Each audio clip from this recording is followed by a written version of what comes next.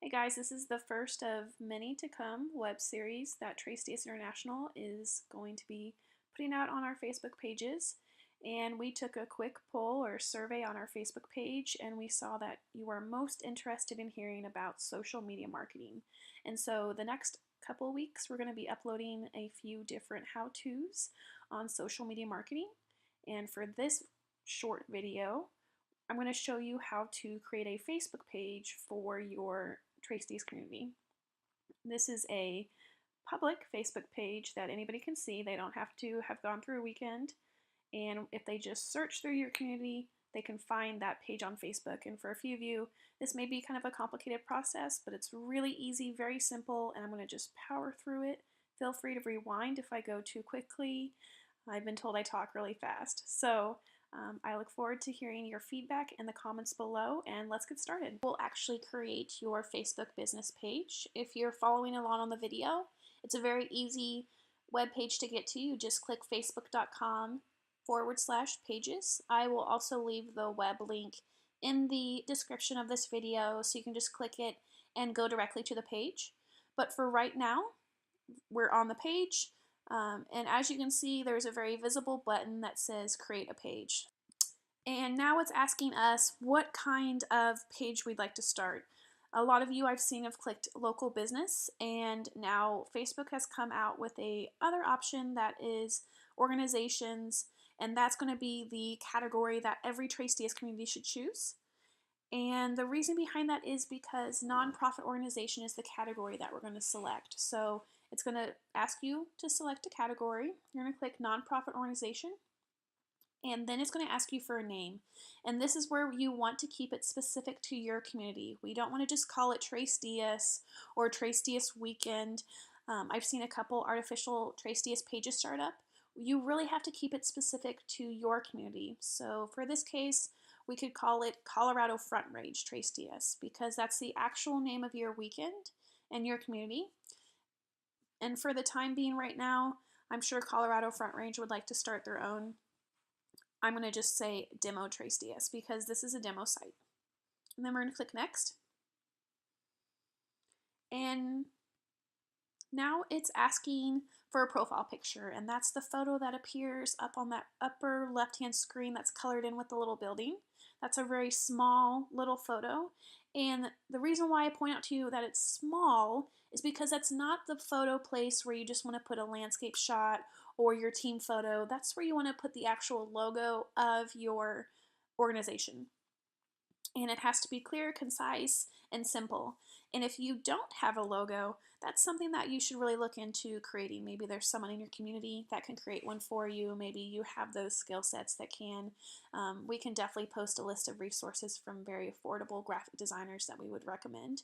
And if you have a if you already have a logo, go ahead and find that photo, put it on your desktop, and click Upload a Profile Photo, which is this blue button.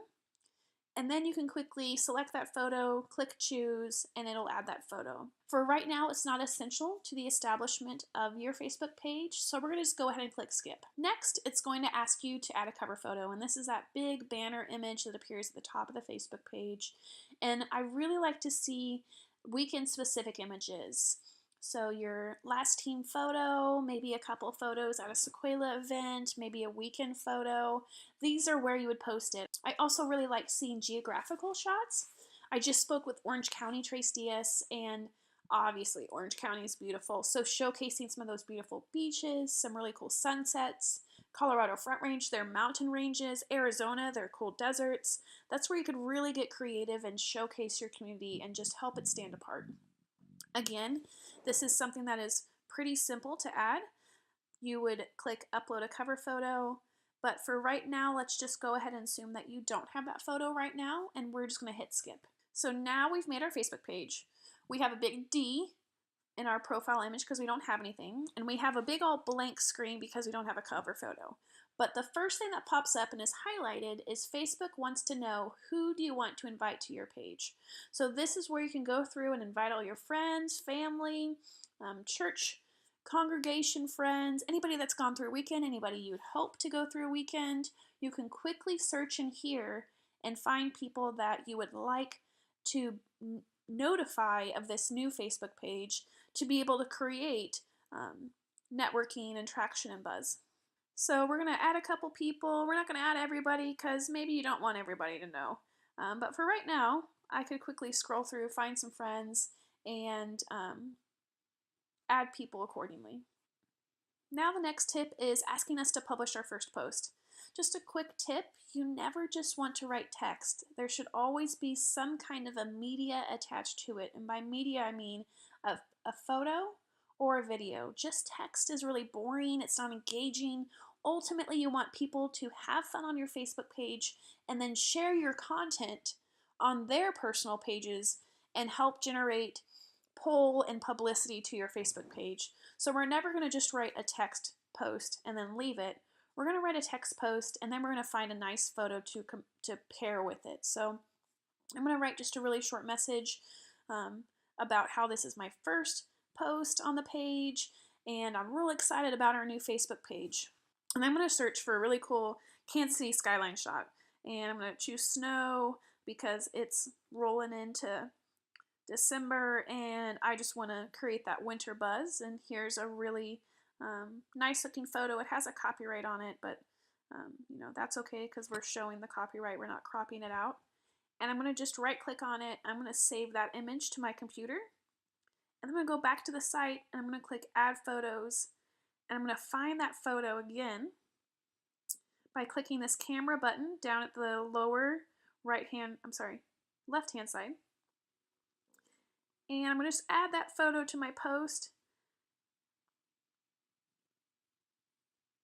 And yep, there's my text, first Facebook post on the new community page. There's my nice photo. And now I'm ready to publish that post. And there it is. So there's my text, there's my photo, and look at just how much prettier it is just having a nice big image instead of just text. That's so much more easy to share. And as you can see right now under that little highlight it says just now. That means that I literally just now posted that picture and that text. And if I were to come back in 10 minutes, it would say posted 10 minutes ago. So it's very important that you keep your Facebook page up to date. I can't stress that enough.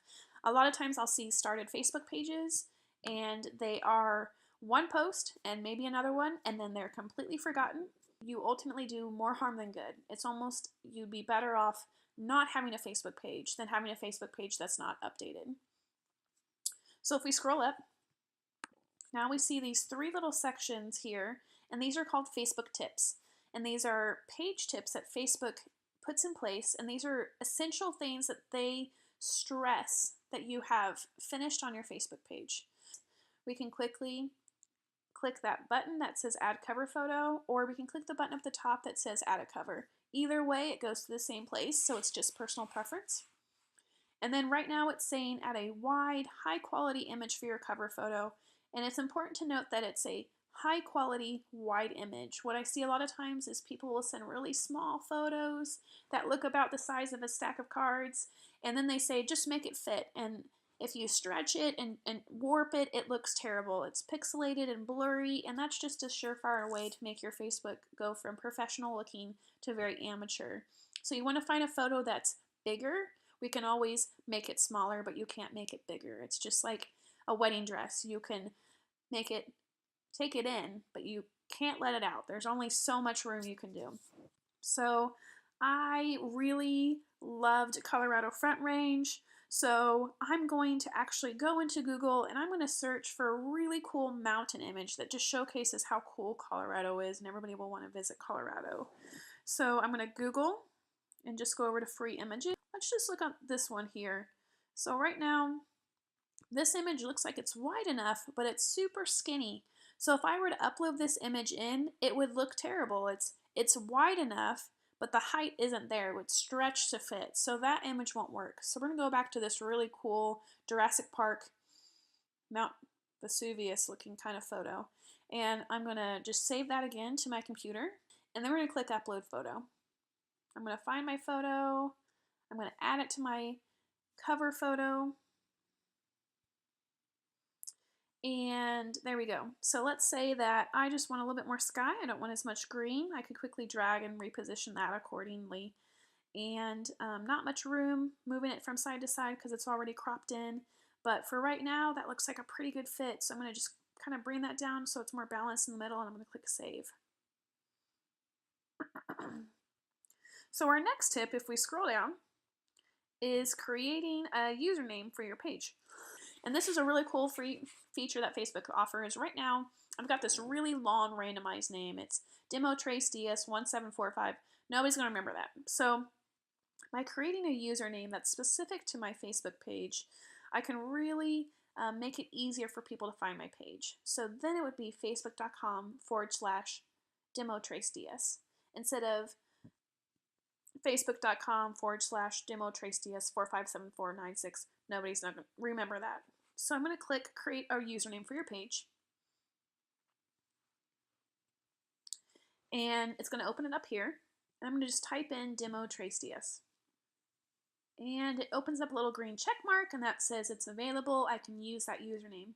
What I don't recommend is choosing a username that doesn't pertain to your community. Once again, we want to make it specific to your community. We could do CRFD, TraceDS, and that would be available. And if we look here, if I just were to type TraceDS, it would say the username isn't available because it's already been taken. So DemoTraceDS is what we're going with. We're going to create username. And it's saying you're all set, you're good to go. Here are quick and easy links that I can get to my Facebook again. And I'm going to go ahead and hit OK.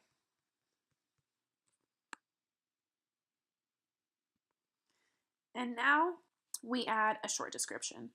Emphasis on the short. This is not the time that you're going to add a very long 5-paragraph description about what TraceDS is. Ultimately, we're just looking for 1 to 2 sentences that talks about what the ministry is or even what this page is. So I'm going to click Add a Short Description, and there it is. 1 or 2 sentences to describe DemoTraceDS to help people understand. This doesn't have to be rocket science. You don't have to think a lot about it. Just something that's quick and simple that explains what this page is. So I'm going to just write DemoTraceDS is a nonprofit Christian ministry that works to equip Christian leaders and their community. Just keeping it short and sweet.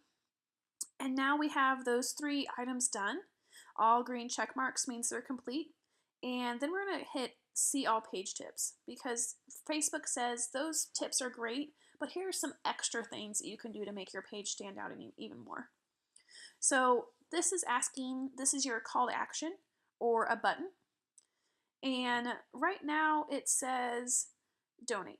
And that's great for causes, but for TraceDS communities, we really don't want people to just donate money. That's great, but really what we want people to do is get involved. And that's attend a weekend and serve a weekend.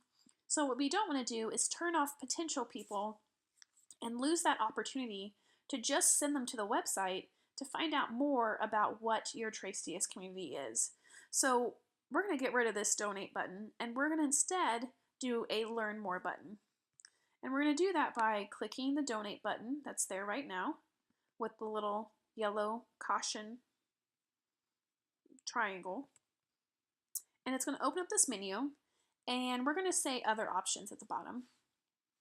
And here's a variety of options. You can download a game, get in touch, make a purchase, but for right now we're going to just click learn more.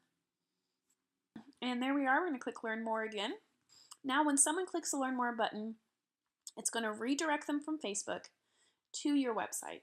So you should really think long and hard, what is the best landing page on your website for a prospective candidate to land on? This isn't your contact us page, it's not your in-group listing page, it's not even your home page. You want candidates to learn very quickly, because they're only going to spend about a minute on your website, what TraceDS is and why they should attend a weekend. And so for my community, we have an About Us page that we've really tailored towards prospective candidates. And what I'm going to do is I'm going to just go to that page. I know where it's at.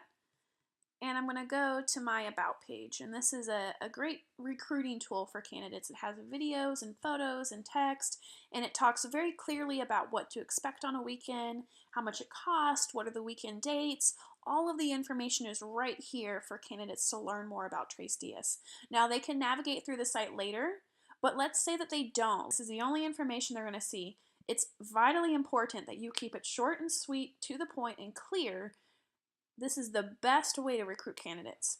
So I'm going to go up to the top, and I'm going to click where I can see the domain name or the URL. In this case, it's kctd.org/about. Right click and hit copy. And we're going to go right back to that web page, and we're going to insert that link by right clicking and hitting paste. And then we're going to click add button. And now we've updated our learn more button. Perfect. And if you're nervous if that worked, you can always hover over the button, click test button, and that will redirect you to the site. If it's broken, you've known you've done something wrong, you need to go back and just make sure that you've cut and pasted the right link. So now we're going to go back to all page tips. And it's saying send people to your website. So you're going to click add website, and this is the spot where you just put the main home page, landing page for your website. So I have my URL memorized. Mine is www.kctd.org. And I'm going to double check that, make sure that's all right, and then I'm going to click save. There you go. And we're not going to work on promoting the website right now. That costs money, and right now we're just keeping it free. So we're going to just hit not now. And we still have not taken care of that profile photo. So let's just say that you found your profile photo and you would like to go ahead and upload that. Now, I, again, don't recommend just Facebook or face images. I don't recommend images with a lot of text on it. It's very small, it's hard to read, and it's even more difficult on your mobile device.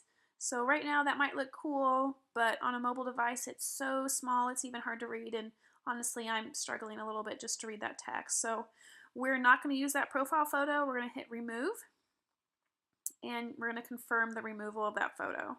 And I would much rather wait until we have a good quality photo with the logo instead of putting up a bad quality photo.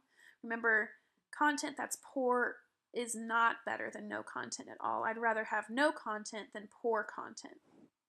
So right now, any update that we do on the Facebook page is now pulling up a post on our feed, and it's just really annoying because there's nothing really going on that we want people to know, and it's blocking up our feed with unnecessary information. So I'm going through and I'm going to click the 3 dots in the upper right hand corner, and I'm hiding that from the timeline, and you can delete or hide, it's up to you. But right now we're just removing all of that clutter. So now it's all clean and fresh, and here is my first Facebook post, and as you can see, it's now been 13 minutes. This tracker takes no prisoners, so if you delay on your posting, you don't keep things up to date, people will know. People will notice that it's been 4 months since your last post. People will know it's been over a year. Very, very, very important that you keep your feed up to date with posts. So that is just the short and sweet version on how to create a custom Facebook page for your Tres Dias community. Stay tuned for a couple more tips later after this web series. We are very excited at Tres Dias International to promoting these web series that will help each of your guys' communities find very affordable ways to help market your own community. So stay tuned for more, and if you're looking for specific web series for us to cover, please comment in the section below. Thanks.